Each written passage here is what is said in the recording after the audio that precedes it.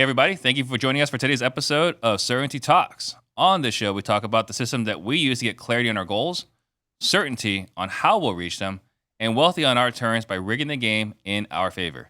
And we share it here because we want to help you reach your goals on your terms. You've been told to scale, buy this product, buy that product from each way. A lot of times from even good meaning people. So it's not your fault when you look around and wonder, why am I not exactly where I want to be in my business? And as our mentor, business partner, Dan Nicholson says, the biggest risk is that we don't get what we want out of life. Got my good friend and business partner in the Whale Club here, Mr. Paul Sparks himself. Not only a successful real estate investor, but also a certified certainty advisor. And guys, if you get value out of the show, please hit the subscribe button right now. That way, we can help more people become wealthy on their terms. Title for today's show, How to Beat Everyone Else. I am looking forward to this episode. But before we do that, Paul, what's your 6-word update? Yeah, I'm looking forward to this too. So my 6-word update today, you can't win an infinite game, which we'll talk about today. And this concept of finite versus infinite games. I've got a book here that's called Finite and Infinite Games. I heard somebody this last week was just talking about this idea of business being this infinite game, and I'm really looking forward to diving into that today, and tying that back to how you can beat everybody else. Yeah, that's great. We're plugging everyone's desire to win, right? And that's me included, Paul included. So my 6-word update: know your currencies, get solvable problem. We just finished up the solvable problem series inside the Whale Club. We're about to jump into the certainty series. We do have another solvable problem series starting in 13 days. And so, as we went through it, it's just funny. Like, Paul didn't teach me anything I hadn't heard before. But in going through the exercises, it forced me to reevaluate things. I am super excited with how far we're going to go with this champions list. It's blows my mind, the upside, right? The asymmetric upside potential here. It's gonna be fun. So, all right. So, how to beat everyone else. So, what is the problem? We're gonna argue the problem is everyone's focused on the wrong game. And if you focus on the wrong game, it leads to two things. Either temporary, very temporary dopamine hits, or just dissatisfaction. So, got a friend. He did something really cool. Had a conversation with him over the weekend. Did something really, really cool. Actually pretty impressed with what he accomplished. And I asked him, how you feeling? He's like, okay. Like, really? Just okay? He's like, yeah, that was supposed to happen. Right? That was supposed to happen. Who's had this experience? You set a goal, you accomplished a goal, and then the dopamine lasts for like 30 minutes. Or what's on the other side? You set a goal, you miss the goal, and then it's just massive disappointment and frustration, right? I think the classic example, like the epitome of this, of achievement addiction, is Bill Belichick. The dude won 7 Super Bowls, right? How long is he smiling after winning the Super Bowl? Not very long. Not very long. I think probably about 30 minutes after winning the Super Bowl, he's happy. That's it, right? And we all have this achievement addiction. And so when you're focused on the wrong goals, you're either temporarily satisfied or drastically disappointed. Well, and I think what will break apart today is the difference between a goal orientation and a process orientation. And if it's okay, I'd like to tell the story of, I got this from our business partner, Nick Peterson, and he calls this story The Tallest Trees. Mm-hmm. And this, just in my mind, perfectly illustrates what we're saying. So I'll kick it off with this little story, and then we'll sort of break apart what we're hearing here. So The Tallest Trees. So let's pretend for a second that Tom and Jane decide they each want to grow a tree. Tom is goal or outcome oriented, and he wants the thing. He wants the tallest tree. Jane is process oriented. She wants to become the kind of person that's amazing at growing trees. There may seem to be similar orientations, but this is likely how it plays out. Okay, so Tom says, I want the tallest tree in town. Jane says, I want to get really good at growing trees, process based. So they'll start out the same. They'll both water and tend to their trees daily, at least at the beginning. Mm-hmm. What's the difference? Well, Tom won't be happy until he has the tallest tree in town. Every day, Tom gets discouraged that the finish line is so far away. He'll likely start to resent those with taller trees and maybe even feel a little bit behind. Maybe somebody else is further ahead. How does their tree taller than mine? Mm-hmm. Jane's going to be happy that she got the chance every day to get better at growing trees. She'll be interested in the nuances of becoming a better tree grower and be excited to talk to those that have taller trees to learn their tips and tricks. And even further, every time something happens or something seems to go slower than Tom wants it to, something like an ice storm comes and stalls the tree growth, he has a meltdown. He throws a fit. He kicks the tree in frustration. He's constantly frustrated. Tree growing is so exhausting that Tom will need a day or two off just to recover the bandwidth he lost stressing about the height of his tree. Yeah. Jane wouldn't even notice the progress because she's here to get good at growing trees. The ice storm, just another opportunity to learn what to do to protect her tree, to protect it given the inevitability of the unknown. I think she understands that there's going to be ice storms and things like this. So even if they have the same exact tree at the end of, let's say, a year or two, the process was a source of enjoyment for Jane. It was educational and cathartic. It was stressful, full of anxiety and misery for Tom. Tom's going to hate growing trees. The thought of repeating his success is overwhelming. What a nightmare tree growing is. Jane will grow trees in her spare time because of how enjoyable it is. So if you learn to fall in love with the process, the world will envy your massive trees you've grown with seemingly so little effort. Yeah. So fall in love with the process. It's always been the shortcut. And that's the story of the tallest trees. Yeah. So what are some other things that happen? Your identity is tied to the tallest tree, right? I'm going to grow the tallest tree. Now you're associating your satisfaction, your emotions, your disappointment with the performance of the tree. If you're committed to the process, you're curious, right? Adversity, oh, that's interesting. I wonder how I can prevent this from happening again, right? And that curiosity leads to learning. That learning leads to improved processes. Whereas the other guy is so focused on the adversity, the victimology.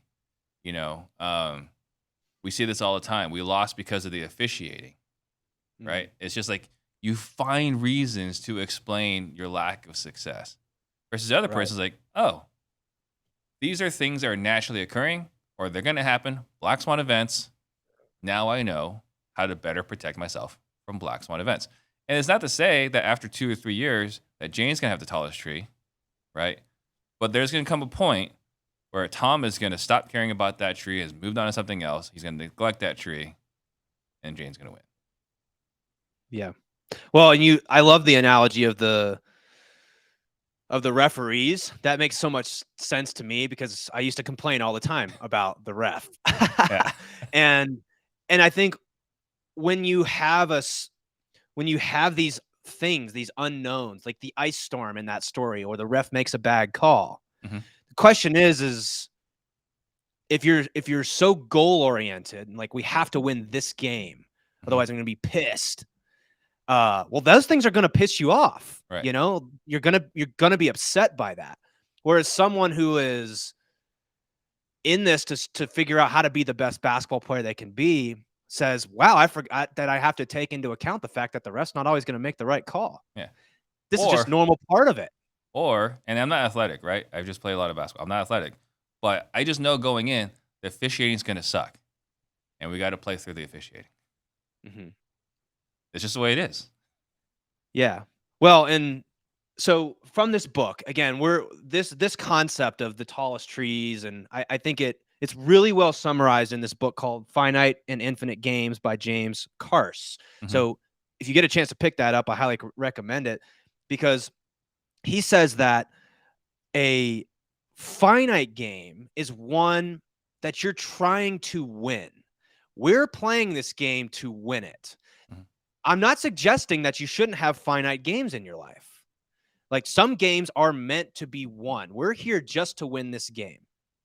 But there's also infinite games. And he describes an infinite game as a game that is played in order to continue playing it, right? We're not playing it to win it. We're playing it so that we can continue playing it. The goal is to continue playing the game. So, for example, how do you win being the best husband? Is that a finite game, or is the goal to be the best husband you can be, or father, or leader, right? It's not a game that you're playing to win. You're playing so that you can continue playing it. What's your Right. thoughts on that? Well, I mean, I think that's just it goes back to personal development. It's just every day I want to be a little bit better, and every day you want to get a little bit better. You want to work on the processes. You want to work on uh, the methodology, hanging out with good dads, right? You're only gonna get better, and in the long term, it's better for everybody. That's playing the long game. And we're talking about the infinite game. Another way someone might look at it is like playing the long game. You've heard people say, "Oh, I'm playing the long game," right? It's another way of saying playing the long game. It's just we're saying an infinite. Like there's no end point here. There's no defined end point. The other thing too, I heard you say, how can we make sure we're playing this game? Which goes back into what Nick and Dan has taught us. How do we make sure we never blow up? It's not about. It's cool to be the highest producer in a month, right? Production. It's cool to be the biggest player in your market over the course of your. Those are cool things to be able to brag about. What we're merely suggesting is that it's more important to make sure you're here by the end of 2023, and 2024, 2025, right? 2030, to whenever your desired end game is, or not end game, but you solve a problem. You say, okay, I want to retire by this age.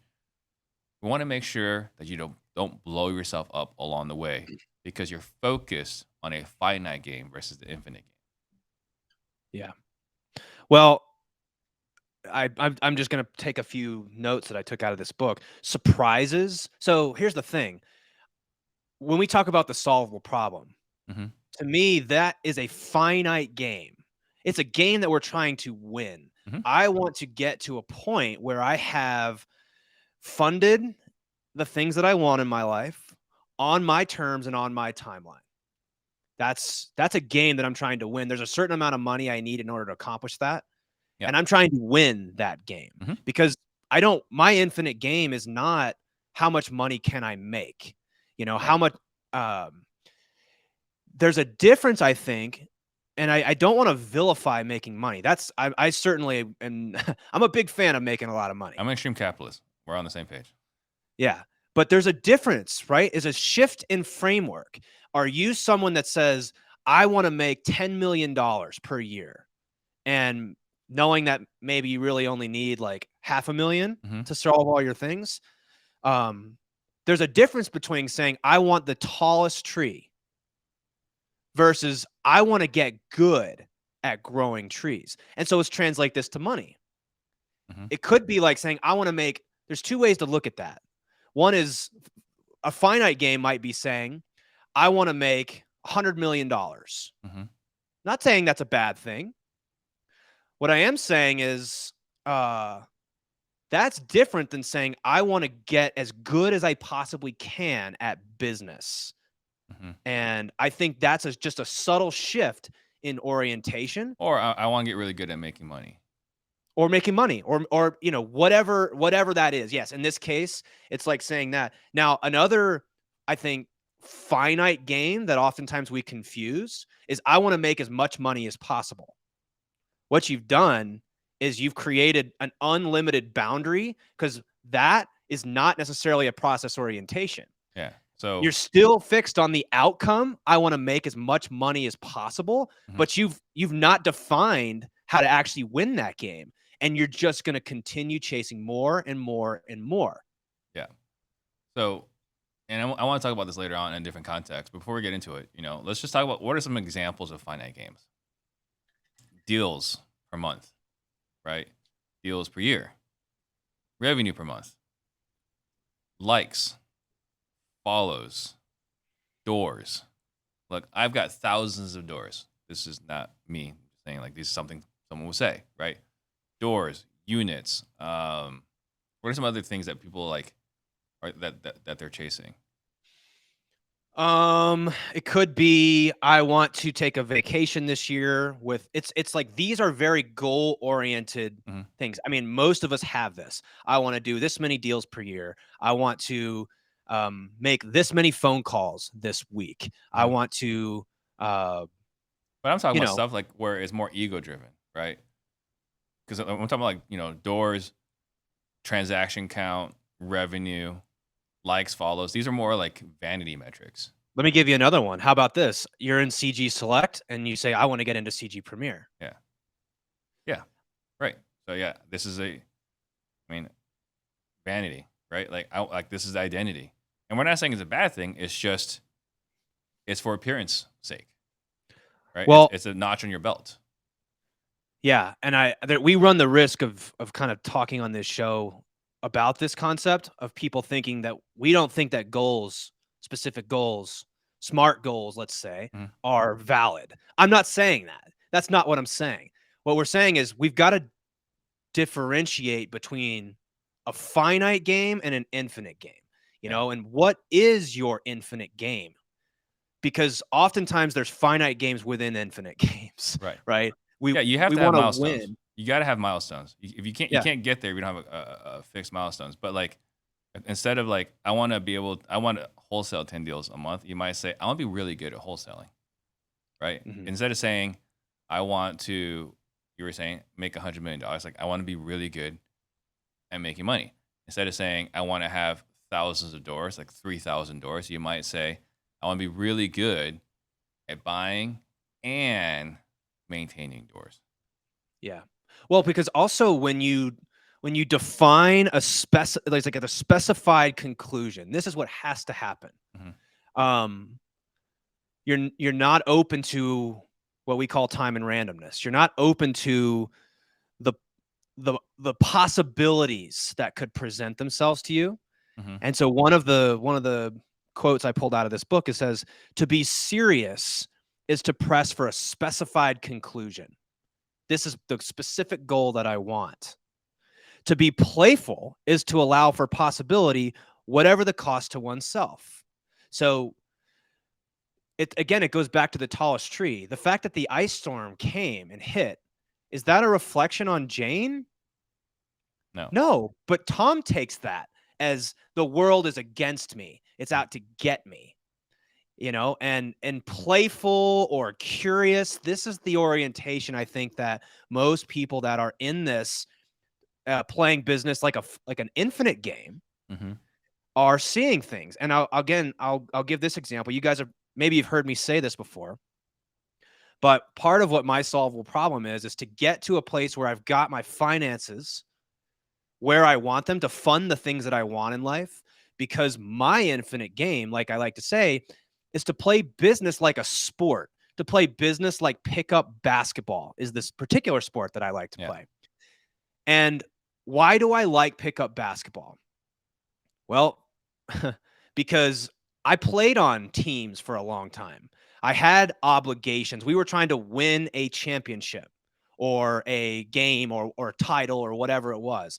And part of the finite game of that is you've got practice, you've got obligation, you've got things that you have to do. Um, and it's a lot more serious, right? It can be fun, but we're pressing for a specified outcome. We want to win this game. Yeah. What do I like about pickup basketball as I'm getting older? It has nothing to do with winning or losing. Hmm. The point of playing is so that I can stay in good enough shape so that I can continue playing into my later 30s and 40s and 50s and 60s. I mean, I want to be the guy in his 60s that's still, doing a crossover with a step back three-pointer and hit the shot. That's not because I'm trying to win the game. Hmm. The game for me is to continue playing. And so I found a way to sort of wrap my own interests and stories into what James Carse calls an infinite game. Yeah. And I could tell you, this is the reason why I quit playing golf, right? Because I was so frustrated playing it. I didn't play it with curiosity. I didn't play as like I want to get better, a little bit better every time. I played it in such a way. It's like, all right, here's my goal for today. Here's the score I want to hit. I consistently fail, right? Or on this particular hole, I want to get par, right? I would keep setting these goals. It wasn't like, how can I get better at chipping? How can I get better at putting? It wasn't that curiosity. It was just constantly, all right, on this hole, it's a par 4. I want to get it on the green in 3. And what did that always lead to? Constant disappointment on the golf course. So yeah, and then golf is a tough one. If you're not approaching it as an infinite game, right? And like if we were to talk about finite, right? Like, is there such a thing as playing the perfect round of golf?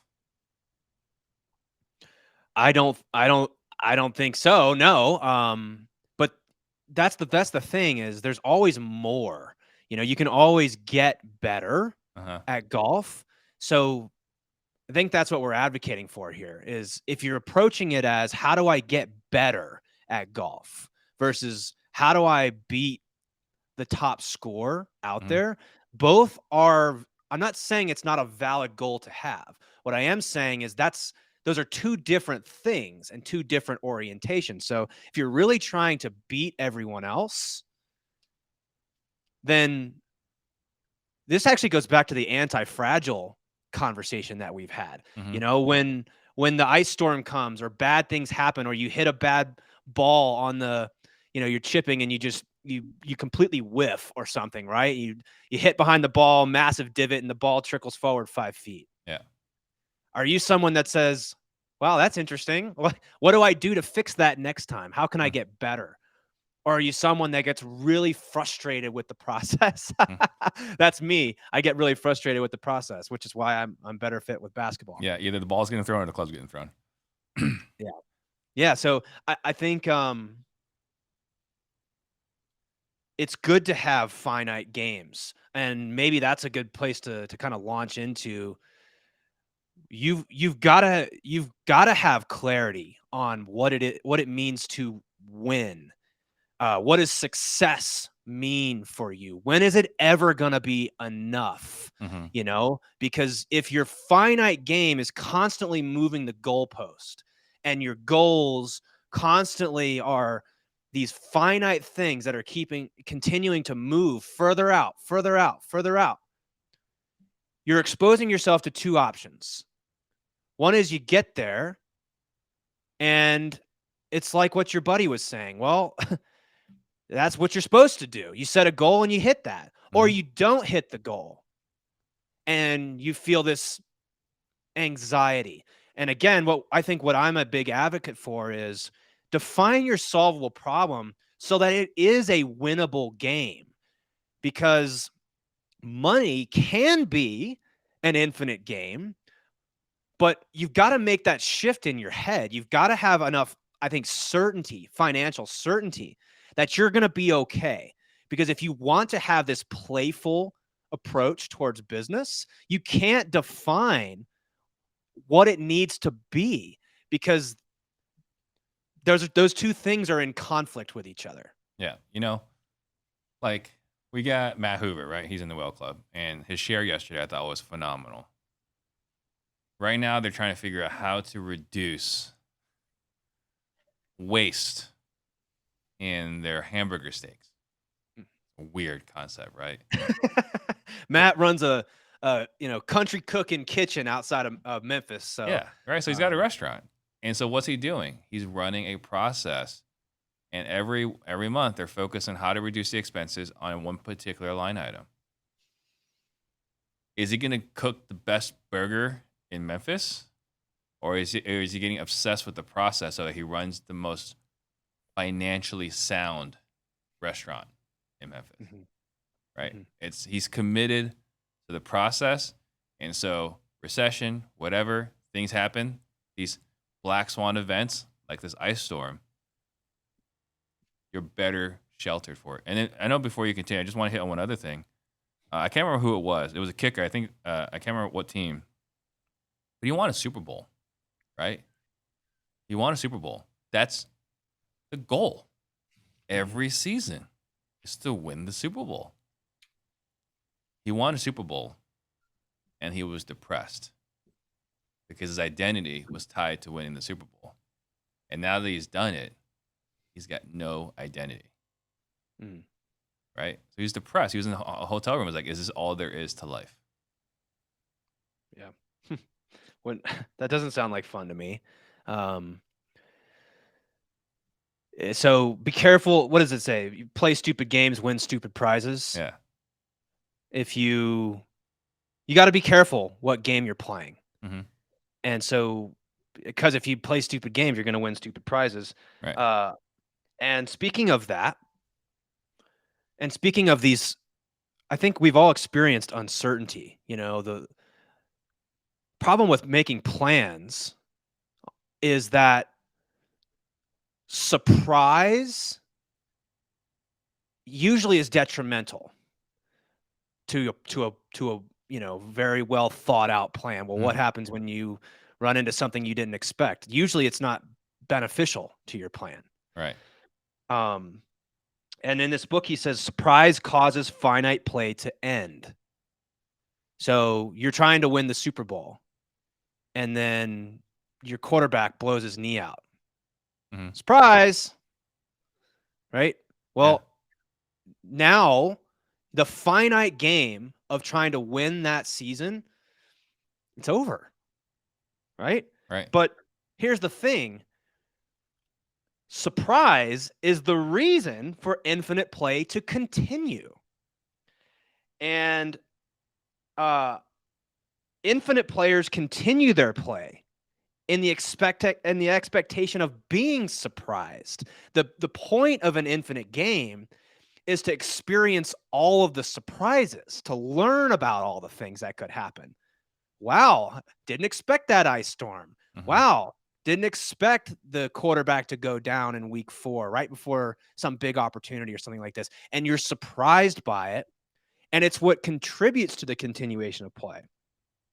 So if surprise is no longer possible, and we know exactly what it's going to happen, then all play ceases. And I don't know if I'm being too technical with this conversation, but I think that's the difference here is when surprise happens.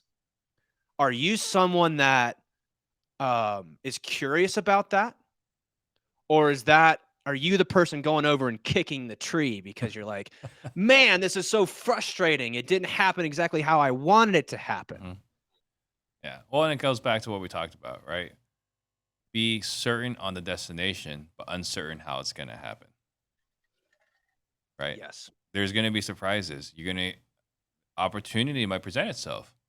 Or, we're talking about surprises generally lead the wrong directions. Very rarely does a contractor come in and is surprise, we got done early and under budget. It's almost always overtime and over budget.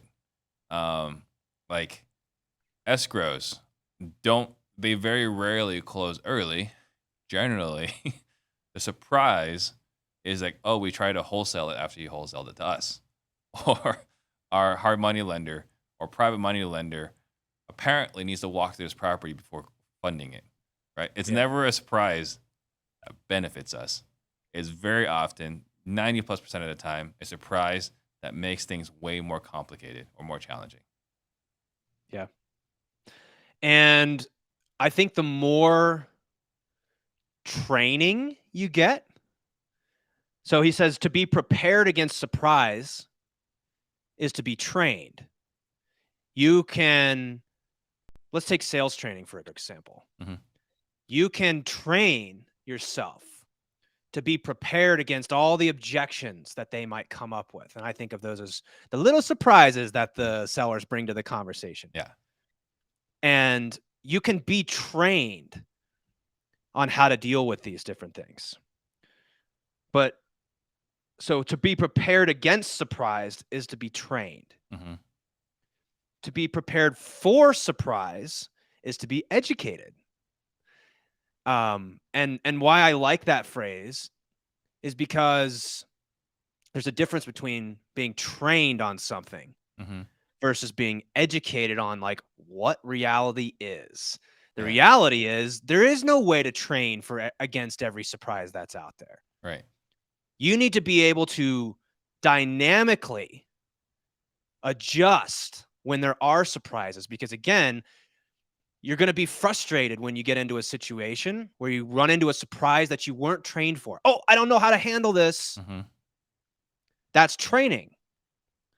Being prepared for surprise and saying, like, I need frameworks because there's so much randomness. How can you be prepared for every single possible surprise or outcome that's out there? That's being trained. Being educated is knowing you can't train for everything. Mm-hmm.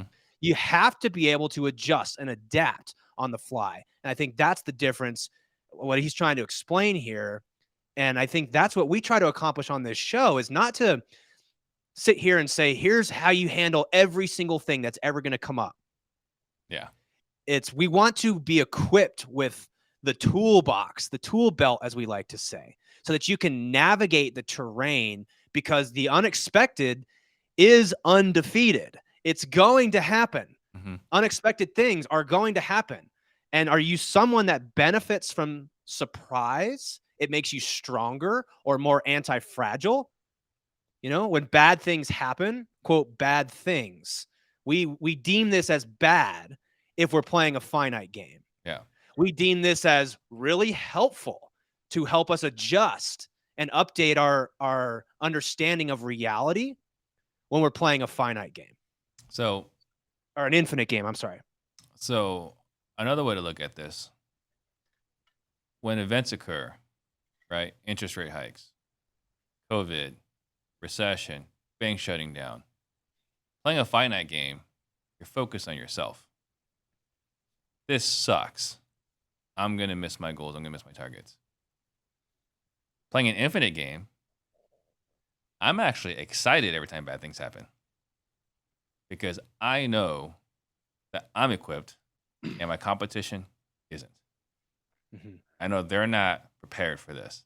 I know they've experienced this. I mean, look at it, right? Like, so many people started wholesaling in 2019, 2020. And a lot of those guys really aren't around anymore. Yeah. There are gurus who aren't around anymore. Crazy, right? And so you're talking about a finite game? Woe is me. This sucks. I can't believe this happened to me. Bad things always happen to me. For me, I'm here for the long run. And I've said this for the longest time. I treat people properly because I expect to be here for a long time. Mm-hmm. Right? And with that, every time something bad happens, good. Because I know I'm better prepared for it than everyone else. Yeah. You just made me think of something. I don't know if they can hear me squeaking here on my whiteboard. Wow. What an incredible realization. The finite game is you're going to, if you're playing a finite game in business, it's likely that you're going to gear more towards transactional. Right. Because there's a finite end to that, right? I want to close this deal. Well, again, there is no judgment. None of this is right or wrong. This is all preference. So play your game, first of all. But if you're in this business for an infinite game, the goal is not to, let me make this. So if you're trying to, how to beat everyone else, right? Here's how you beat everyone else. Get clarity on the things that you actually want so that we can go win that game. We need to define a game that's actually winnable. And Dan uses this equation because Dan's such a math nerd, and I love that about him. But it's like X plus Y equals 10. What is Y? It's infinite. There are no finite answers to that. Mm-hmm. And that's the way that most of us are trying to solve our money problems. We don't actually have a solvable problem here because we haven't defined what actually is important to us. So I'm advocating for, if you want to beat everybody else, just get clarity on what you actually want so that you can play your infinite game, whatever that may be. And for me, it is truly just about relationships. My infinite game is to see how, And I think going through this process of articulating it is really helpful, because I just like to say it as, I play business like pickup basketball, but I think you and we're in the same boat here. We're saying the same thing. It's how good can we get at business? How many incredible relationships can we pull into our life that we can, pour into them, they pour into us. This is not a game to be won. It's a game that we just want to continue playing, but you can only continue playing that, I believe, if you have solved the our core priorities in life. Otherwise you're just in this constant anxiety loop of how do I get my money problem solved? So I'm a big fan of having a very winnable game with your finances, with clearly defined boundaries, and then define what your long-term game, or I shouldn't even say long-term, infinite game is. And that's relationships for me. It is for me too. Yeah. So if you're looking for some actionable steps here, again, I don't want to talk too abstract with this. I think that it's pretty easy to understand a goal orientation versus a process orientation. So if you want to beat everyone else, if you want to rig the game for yourself, my advice is to define what we call the solvable problem. Now, here's some really basic ways that you can go about doing that. And I'm going to give you the shortcut methodology. Now, we take people through an entire 10-week process to get absolute clarity on everything in their life. And it might sound like hyperbolic. It's not. Clarity is not just about money. There's other things that we have to consider here. And I think we've done a really good job of demonstrating through like dozens and dozens of investors how to help people get clarity on this. Yeah. But that's a 10-week process, and we don't have that on this show. All right. So if you're looking for a shortcut on your solvable problem number, here's a recommendation. Because oftentimes it's like, do I need 1 million? Do I need 5 million? Do I need 10 million? All the possibilities. It's too much. So here's how you shortcut this. I want you to take the amount of money that you would spend in a year to be able to fund all the things that you want. Maybe you've got kids, you got to put them through school. You've got your car, you got your house, you got your insurance, all these things. Add all that up. I can tell you most people's comfort number, I learned this from Jack Bosch, is usually between 7 and about 12 grand. So feel free to like add a few preferences onto there. Maybe $20,000 a year. $20,000 a month is enough to fund everything that you want in life. Yeah. So here's the trick. Here's the cheat code. Take that number. So if it's 20,000, multiply it by 12. So that's 240K a year. And take whatever you would spend in a year and multiply it by 25. So in that case, if you wanted to spend $250,000 a year, you would need $6 million. Because if I gave you $6 million, what you could do is then, I don't need to go into all the details. You can invest it and withdraw at a 4% rate. We call this the rule of 4, if you want to look this up. But with $6 million, you would be able to, what Dan calls endow or fund your goals in perpetuity, so forever. So that way, your finite game is won. Now we have a winnable game. We need about $6 million. Yep. And that's the shortcut. That's the shortcut.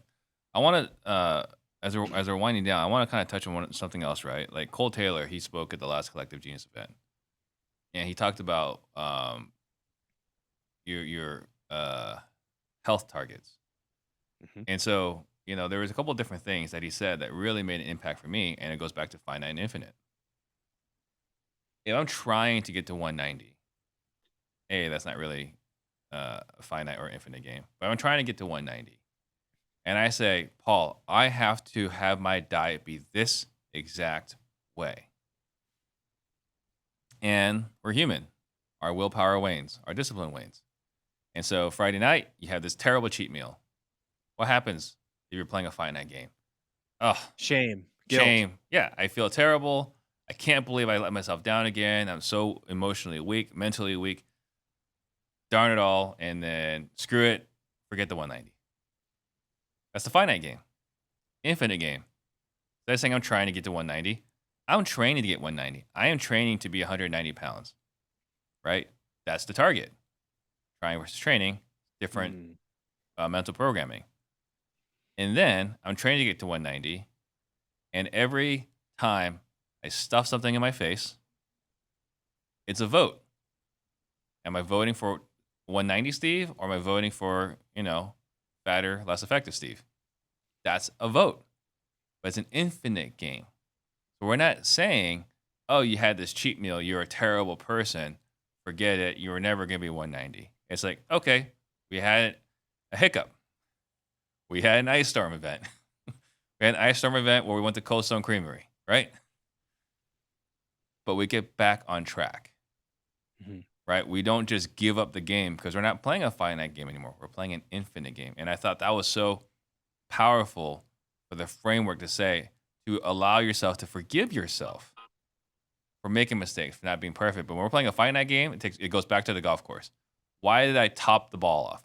Why did I slice it out of bounds? Why did I slice it in such a way where it's on the other hole's fairway, right? You get so frustrated with yourself when playing a finite game. Playing an infinite game, oh, that's interesting. Why did that happen? Well, I'm not going to shame myself. It was a moment, and we're going to move on. Yep. It works in health. It works in just every area of your life. I do believe that the most successful people are the people who play these infinite games, because when bad things happen, they aren't phased. It's a playful, curious approach to goal setting. And what we're saying is goal setting in terms of a milestone is not necessarily a bad thing to do, but we've got to have clarity on why we want that and not confuse that with the infinite game. Because once you can, back away from the situation, when you have sellers that, I mean, if you've been in this business long enough, you should know this. There's going to be surprises everywhere. Real estate is full of it, and if you're carrying this anxiety home with you, I would challenge you to reflect. You've got to do journaling, right? You've got to go through this process of really journaling and reflecting on, what game am I trying to win here? And what game am I playing just so that I can continue playing it? And man, I'll tell you, it was tough realization for me when I realized that, the wholesaling business was a game that was a means to an end for me. I was using it to try to solve my financial problem. And I realized, like, I just wasn't aligned. This wasn't a game that I could play forever. And that's actually something we talk about in the Certainty operating system is this a game that you can continue playing forever? Because if not, then we need to very clearly define, what does winning look like?